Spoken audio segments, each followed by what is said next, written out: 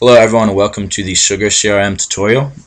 My name is George Panagos and I am currently an intern at Surge Business Development. Over the past semester, my team and I have created and populated a CRM database.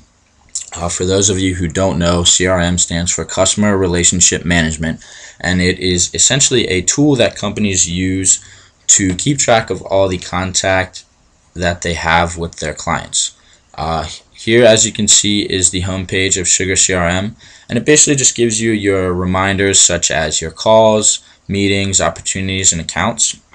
We'll get into detail about those in just a little bit.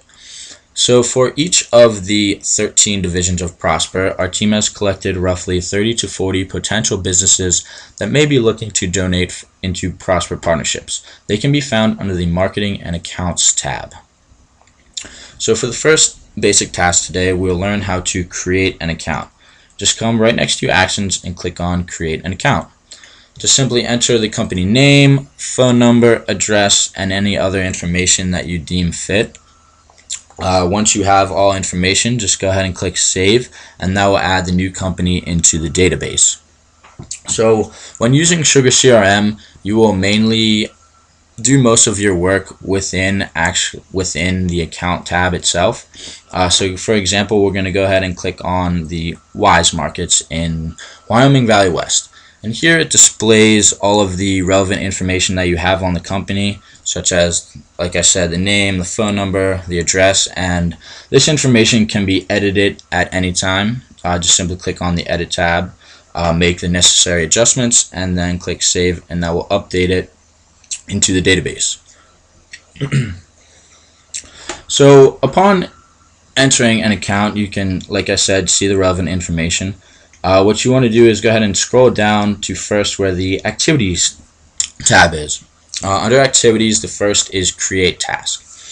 Here you will be able to set up tasks that you may need to accomplish for these potential investors, such as any additional work or research that you need to do for them, such as maybe send them out a letter that has more detailed information about Prosper, or a pamphlet. You can go ahead and set up this task here, type in any relevant information such as when you need to do this by, and just click on Save, and this will pop up on your home page, and SugarCRM will go ahead and remind you that you need to accomplish this task. Next is the Schedule Meeting tab. Here you can go ahead and set up a reminder that you may need to call back a potential investor. What's really unique about this is that you can set up a personal reminder, such as 5 minutes prior. So if you are logged into SugarCRM, you will receive a pop-up message 5 minutes prior to when you're supposed to make this call, and it's just a great way to kind of give you a heads up of what you need to do, and you'll also be able to have enough time to be prepared for the call. Next is the Log Call tab. This tab is actually really important. Every time that you do speak with a potential donator, you're going to want to go ahead and document any relevant information that happened over the call. This is so that when a different or possibly new employee of Prosper Partnerships comes into the account, that they're able to see what has been discussed before, what has happened, and they'll be able to get caught up really easily and understand what's going on with this potential client. Next is the Compose Email tab. Here, once we create a login for each of the division of Prosper, we'll be able to attach a specified email account for each division, and so that way you will be able to go ahead and send emails right from SugarCRM. So say hypothetically you're on a call with a client and they ask for more information, boom, you can send them an email right away and they can get the information immediately. Next is the History tab. Here you can create a note or attachment. This is somewhat similar to the Log Call tab, except here you may just want to add any relevant notes or information that you or fellow employees may need in the future. Just go ahead and type any relevant information and just go ahead and assign the note. possibly you could type in suggestions on how to deal with this specific client moving forward. Next is the archive email tab. Here you're going to want to save any important email transactions that you may have with these potential donators that may be important for you or others to view in the future, so that again they can get caught up with any relevant information. And next is the view summary tab.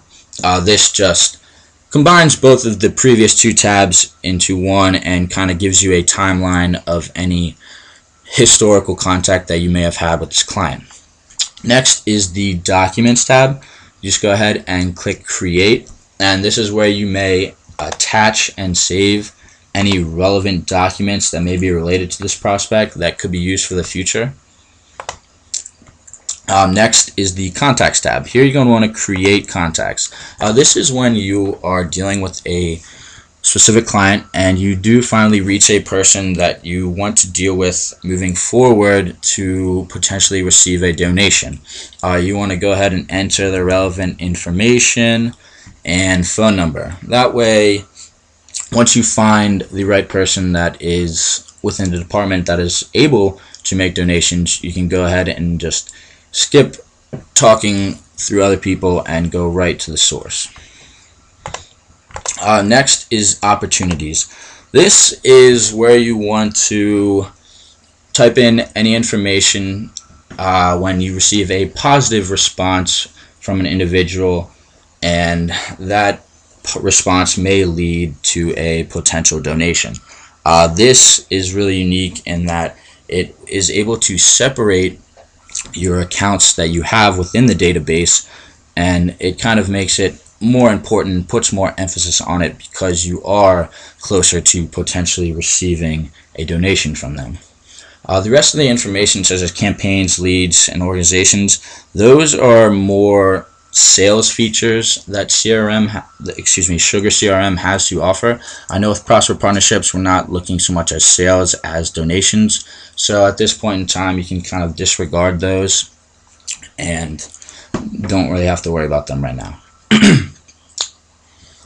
So those are the basic things that you can do once within an account. Like I said, once you do update any possibly specific tasks that you have or calls that you have, you can come right back to the home page and they will be listed here as a reminder for you to accomplish. Moving forward, another really unique feature that SugarCRM has to offer is the calendar. And under the calendar, you can find it under activities and calendar. Again, this will show you any relevant meetings or tasks and any scheduled things that you have to do all right here. It's actually really easy. You can go ahead and schedule a meeting, log call from this tab as well.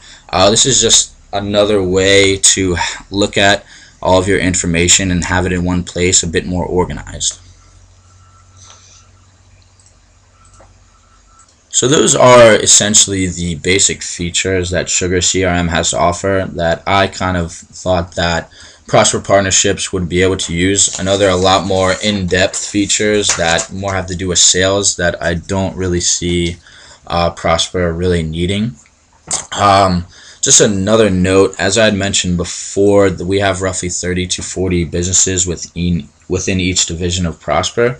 Our team can at any time go ahead and add more potential businesses if you see perhaps a new target market that you would like us to focus on. Again, this was just a brief video on some of the simpler tasks that you can accomplish in SugarCRM.